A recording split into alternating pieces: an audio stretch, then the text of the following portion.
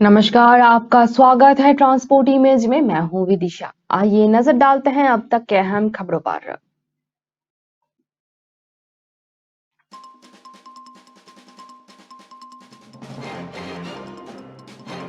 आरोपी साहिल गहलोत का बड़ा खुलासा। 9 फरवरी की रात दोनों कई घंटों तक एक साथ घूमे।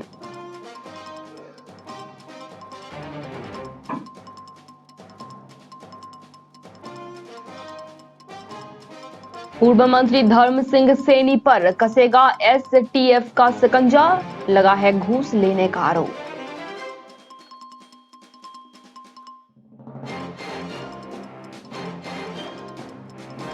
उत्तर प्रदेश के सुल्तानपुर में मालगाड़ी टकराई, कई ट्रेन निरस्त और डाइवर्टेड। सफर करने से पहले हो सकती थी बड़ी हादसे।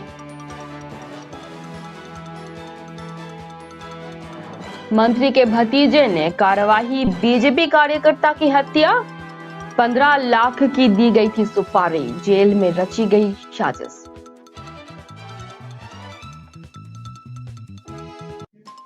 मासलपुर वन क्षेत्र में मृत मिला टाइगर, वन विभाग की सुरक्षा पर उठे सवाल।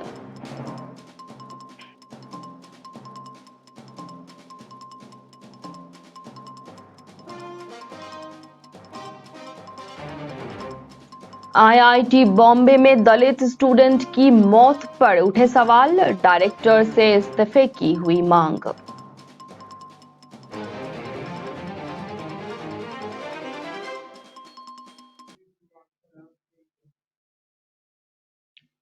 आइए जानते हैं खबरें विस्तार से।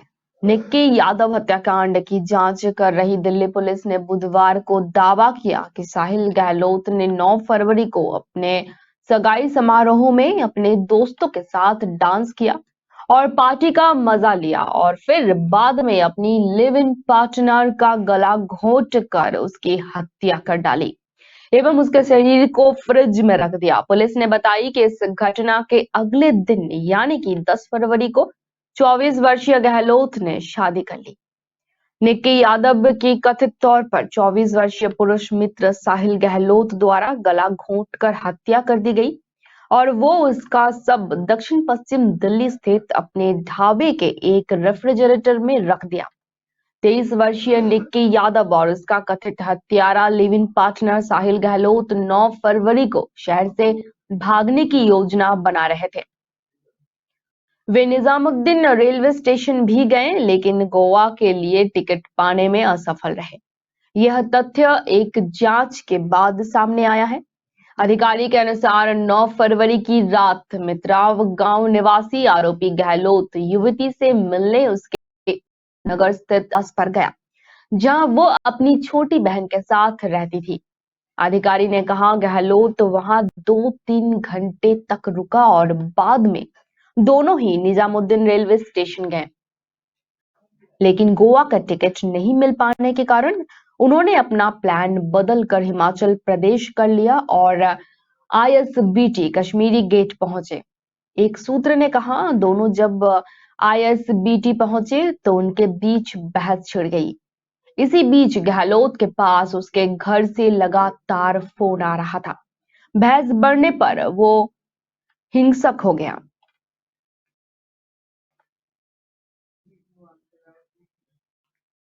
आयुष कॉलेजों में बिना नीट परीक्षा के एडमिशन मामले में योगी सरकार के पहले कार्यकाल के पूर्व आयुष मंत्री धर्म सिंह सैनी पर एसटीएफ का शिकंजा कसा। घूस लेने के मामले में एसटीएफ पूर्व मंत्री से पूछताछ करेगी। मामले में पूर्व मंत्री के पूर्व सचिव राजकुमार दिवाकर के बयानों के आधार पर सैनी की संलिप्तता की बात सामने आई है। साथ ही आयुष के पूर्व प्रभारी शिक्षा डॉक्टर उमाकांत के बयानों में भी सैनी पर घूस लेने का आरोप लगा है। सुप्रीम कोर्ट के 2019 में एक आदेश के तुरंत अनुपालन के लिए घूस लेने का आरोप लगा है। आरोप यह है कि आयुष काउंसलिंग में बची हुई सीट को 12वीं पास छात्र और छात्राओं से भरने के आदेश के तुरंत अनुपालन के कुल 1,60,00,000 रुपए की घूस ले गई। घूस के इस राशि को पूर्व मंत्री और अफसरों में बांटा गया। यह खुलासा एसटीएफ द्वारा आयुष कॉलेजों में बिना नीट परीक्षा के हुए एडमिशन के मामले में दाखिल की गई और चार्जशीट में ही हुआ, जिसके बाद एसटीएफ ने नोटिस भेजकर पूर्व मंत्री सैनी को बयान के लिए बुलाया था, लेकिन पूर्व मंत्री ने बीमारी का हवाला देते हुए पेश नहीं हुए थे। इतना ही नहीं, धर्म सिंह सैनी ने एसटीएफ द्वारा 91 सीआरपीसी की नोटिस भेजने के बाद गिरफ्तारी की आशंका पर कोर्ट में अग्रिम जमानत की अर्जी लगाई थी। हालांकि कोर्ट ने पूर्व मंत्री सैनी की अग्रिम जमानत याचिका को खारिज कर दिया है। उत्तर प्रदेश के सुल्तानपुर में सुबह दो मालगाड़ियां आपस में टकरा गई। ये घटना बृहस्पतिवार का है। गाड़ियों के कई से पटरी से उतर गए। इस वजह से रायबरेली और प्रतापगढ़ की ओर जाने वाला रेलवे ट्रैक बाधित हो गया है, जिससे कुछ ट्रेनों को डाइवर्ट किया गया है और कुछ को निरस्त कर दिया गया है। अगर आप संबंधित रेलवे रूट पर सफर करने की तैयारी कर रहे हैं तो इससे निरस्त की जानकारी देना जरूरी था। उत्तर रेलवे के मुख्य जनसंपर्क अधिकारी दीपक कुमार के बयान के बाद समझ में आया कि लखनऊ डिवीजन के सुल्तानपुर स्टेशन के पास बृहस्पतिवार सुबह करीब 5:30 बजे दो मालगाड़ियां टकरा गई आपस में। इस वजह से 11 डिब्बे पटरी से उतर गए, जिससे रेलवे ट्रैक बाधित हो गया है। इसी को ध्यान में रखते हुए प्रतापगढ़ और रायबरेली की ओर जाने वाली ट्रेनों को डाइवर्ट या निरस्त कर दिया गया है।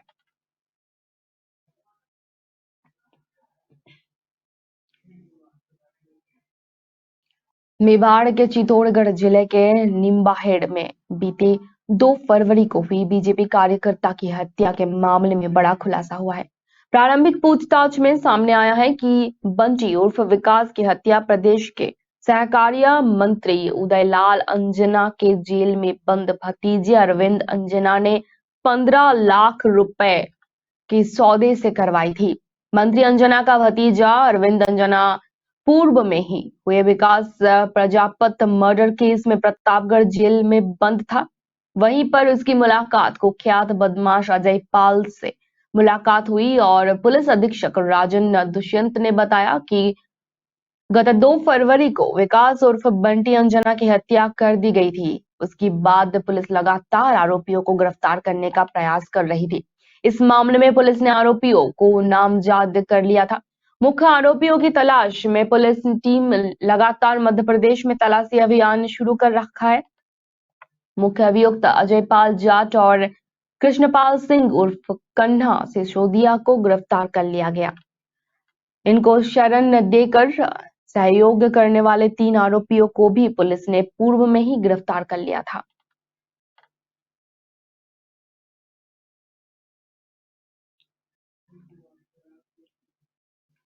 जिले के मासलपुर क्षेत्र के जंगलों से बुधवार को वन्यजीव प्रेमियों के लिए एक बुरी खबर सामने आई है। हालांकि इलाके में बुधवार सुबह एक टाइगर मृत मिला है। यहाँ पे टाइगर का शव मिलने से क्षेत्र में सनसनी फैल गई है। टाइगर का शव ठेकड़ा गौशाला इलाके के एक नल्ले में मृत अवस्था में पड़ा मिला। सूचना पर वन विभाग के अधिकारी कर्मचारियों की टीम मौके पर पहुंची।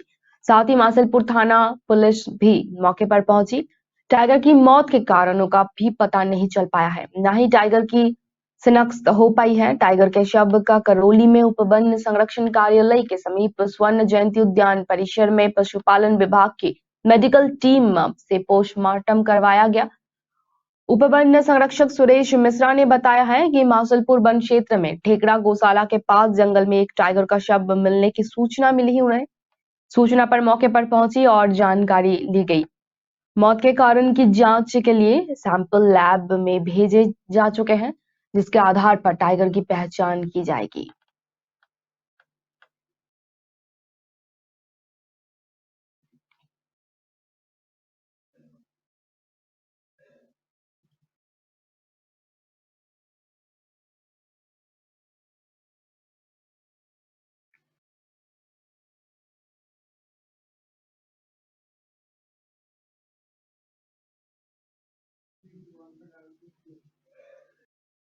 भारतीय प्रौद्योगिकी संस्थान बॉम्बे परिसर में कथित तौर पर आत्महत्या करने वाले छात्र की मौत को लेकर गंभीर सवाल उठ रहे हैं। आईआईटी बॉम्बे के एक छात्र संगठन अम्बेडकर परियार फूले स्टडी सर्कल ने बुधवार को 18 वर्षीय दलित छात्र दर्शन सोलंकी की मौत के बाद डायरेक्टर सुभाषिस चौधरी के इस्तीफे की मांग चल रही है। बता दें कि आत्महत्या करने वाले छात्र के परिवार ने दावा किया है कि उसे अनुसूचित जाति समुदाय से संबंधित होने के कारण प्रमुख संस्थान में भेदभाव का सामना करना पड़ रहा था।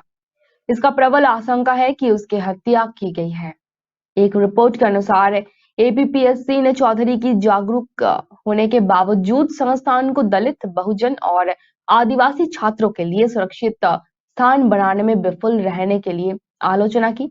एपीपीएससी ने एक बयान में दर्शन की आत्महत्या के लिए संस्थान के समय पर कार्यवाही करने में विफलता को भी जिम्मेदार ठहराया था। साथ ही एपीपीएससी का ये भी कहना है कि हम इन नए तथ्यों के आलोक में संस्थान के डायरेक्टर से इस्तीफे की मांग करते हैं। आपको बता दें कि 18 वर्षीय दर्शन सोलंकी की रविवार को आईआईटी में पवई परिसर में ही एक हॉस्टल की इमारत से 7वीं मंजिल से कथित तौर पर उसने छलांग लगाने के मौत को गले लगा ली।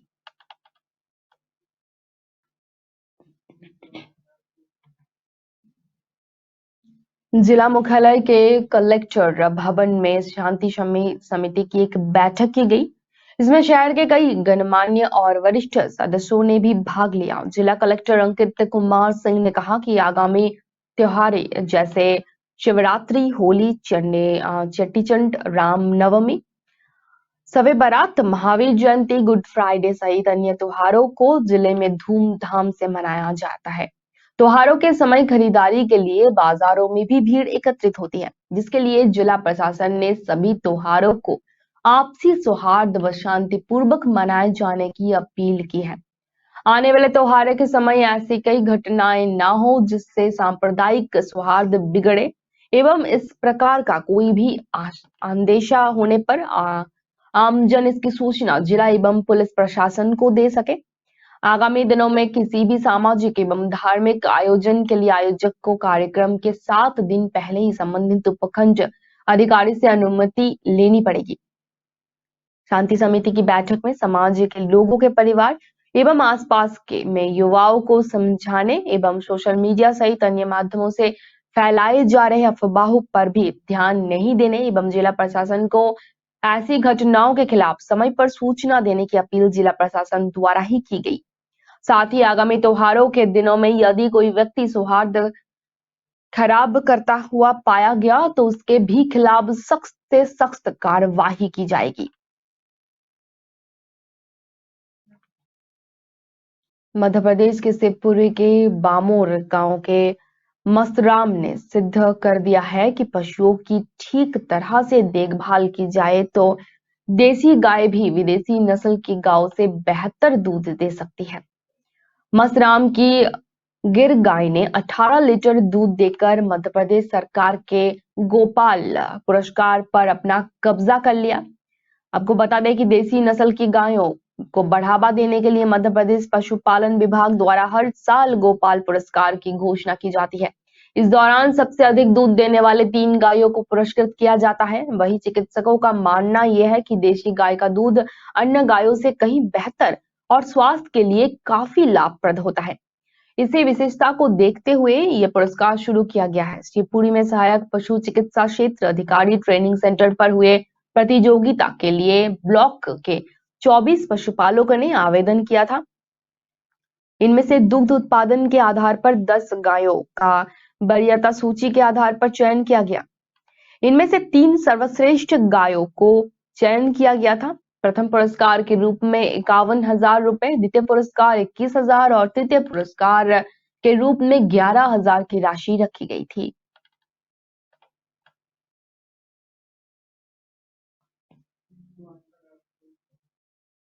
मध्य प्रदेश के इंदौर में G20 कृषि कार्य समूह की बैठक जारी है। इस दौरान मध्य प्रदेश के कृषि क्षेत्र में जारी नवाचारों की तरफ विदेशी मेहमानों की भी खासी रुचि देखी गई है। वहीं मीडिया से बातचीत में मुख्यमंत्री शिवराज सिंह चौहान ने कहा है कि G20 के कृषि समूह की बैठक के दौरान शुगर फ्री आलू और नीले गेहूं के बीज बैंक के रूप में हुए नवाचारों ने विभिन्न देशों से आए प्रतिनिधियों का ध्यान अपनी ओर आकर्षित किया है। इसके साथ मुख्यमंत्री शिवराज सिंह चौहान ने कहा है कि कृषि क्षेत्र में मध्य प्रदेश के नवाचार का दौरा लगातार जारी है। नील गेहूं की हर जगह चर्चा है। इसका इस्तेमाल बेकरी के कारोबार में किया जाता है। मध्य प्रदेश में नील गेहूं का उत्पादन अब शुरू हो गया है। आपको बता दें कि G20 के कृषि समूह के बैठक में 30 देशों के प्रतिनिधि भाग ले रहे हैं। मध्य प्रदेश में शुगर फ्री आलू का उत्पादन भी शुरू कर दिया गया है। ये कार्य सिमरोली के निशा पटीदार ने किया है। विशेष रूप से श्री अन्य का बीज बैंक विदेशों से आए प्रतिनिधियों के लिए आकर्षण का केंद्र बन गया है। वहीं नील गेहूं की मांग दुनिया के अन्य देशों में भी काफी ज्यादा है। नीले गेहूं के ये किस्म न सिर्फ रंग में अलग है, बल्कि सामान्य गेहूं से कई गुना अधिक पोषक और सेहत के लिए भी लाभदायक है। इस समय नीले गेहूं की खेती मध्य प्रदेश के शाजापुर के कुछ इलाकों में ही हो रही है। इंदौर के अनाज विशेषज्ञ आशुतोष वर्मा के मुताबिक ये गेहूं कोलेस्ट्रॉल लेवल और ब्लड शुगर लेवल के साथ वसा कम करने में भी काफी सहायक होता है। नीले रंग के गेहूं से बने बेकरी आइटम जैसे रोटी, ब्रेड, बिस्किट का भी रंग नीला ही होता है। ये देखने में भी काफी आकर्षक लगता है। वहीं नीले गेहूं की डिमांड बड़ी है क्योंकि ये सेहत की दृष्टि से भी काफी फायदेमंद माना जाता है। खजराना गणेश मंदिर में यदि प्रथम पूज्य भगवान का दर्शन करने की कोशिश किया जाए तो पहले 500 रुपए की रसीद कटवानी होगी। अब उसके बाद ही भगवान गणेश के दर्शन हो पाएंगे और अभिषेक भी कर पाएंगे। इससे पहले कभी भी इस मंदिर में दर्शन के लिए कोई शुल्क नहीं लिया जाता था। विडंबना देखिए कि जब प्रदेश के महाकाल मंदिर समेत सभी बड़े मंदिरों के गर्भगृह में प्रवेश दिया जा रहा है, ऐसे में सिर्फ खजराना गणेश मंदिर एक लौता ऐसा मंदिर है जहां गर्भगृह में प्रवेश पर रोक लगा हुआ है। इसे लेकर देश विदेश से आने वाले श्रद्धालुओं में खासा आक्रोश जमा हुआ है। वे इसी वक्त को भगवान से दूर करने की साजिश बता रहे हैं। गणेश मंदिर में दर्शन के लिए शुल्क लेने के मामले में पर सियासत शुरू हो गई है। मुख्य विपक्षी दल कांग्रेस ने भी इस पर आपत्ति जताई है, क्योंकि चुनावी साल में सियासी दल जनता से जुड़े हर मुद्दे को भुनाने में लगे हुए थे। ये मामला हजारों लोगों की आस्था से जुड़ा हुआ है, इसलिए कांग्रेस भी इसे मुद्दा बनाने से पीछे नहीं रह रही है। कांग्रेस के प्रदेश प्रवक्ता नीलाव शुक्ला तो इसे जजिया कर बता रहे हैं और बीजेपी पर निशाना साध रहे हैं।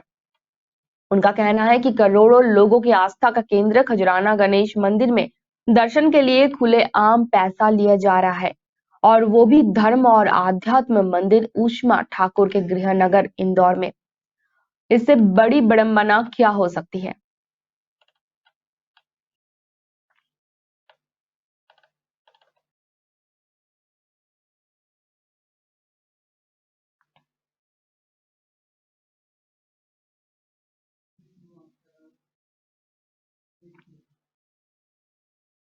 हरियाणा के कर्नल के सेक्टर 12 जिला सचिवालय के सामने देर रात दो गुटों में जमकर खूनी संघर्ष देखने को मिला। घटना में कई युवक गंभीर रूप से घायल हो गए।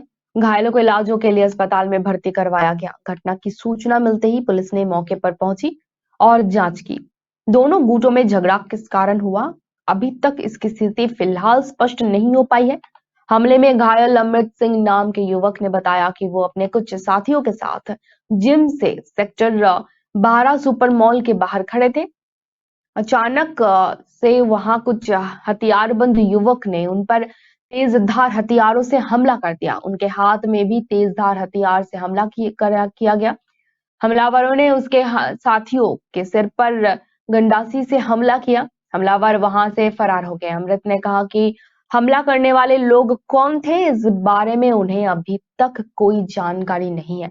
कर्नल थाना सिविल लाइन से पहुंचे पुलिस जांच अधिकारी लखवीर सिंह ने बताया कि घटनास्थल की जांच करने के बाद वो जिला नागरिक अस्पताल में पहुंचे थे। उन्हें 5 युवक घायल अवस्था में मिले हैं, जिनका इलाज अस्पताल में अभी भी चल रहा है। घायल युवक ढाकवाला, मोदीपुर और रावर के रहने वाले बताए जा रहे हैं। मामले की जांच शुरू कर दी गई है। फिलहाल दोनों गुटों का झगड़ा किस कारण हुआ, इस बात का भी पता लगाया नहीं जा सका।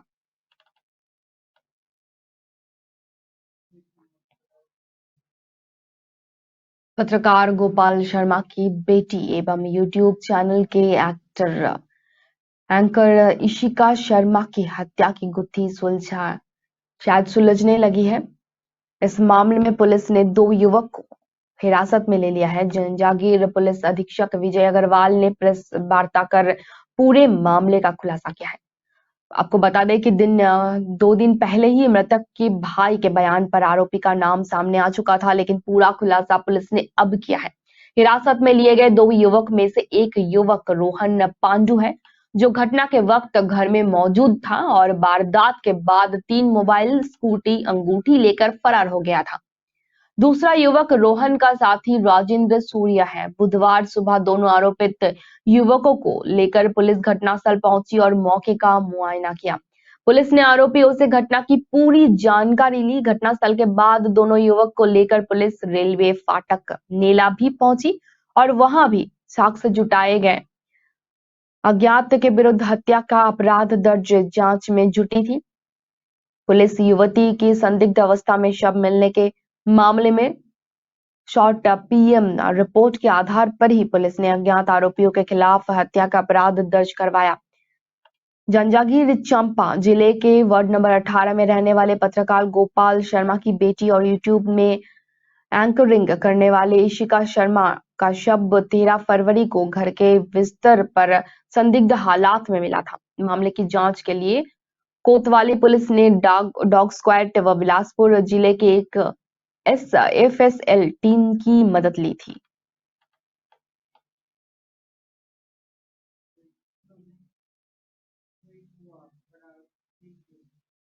अब तक के लिए इतना ही। धन्यवाद।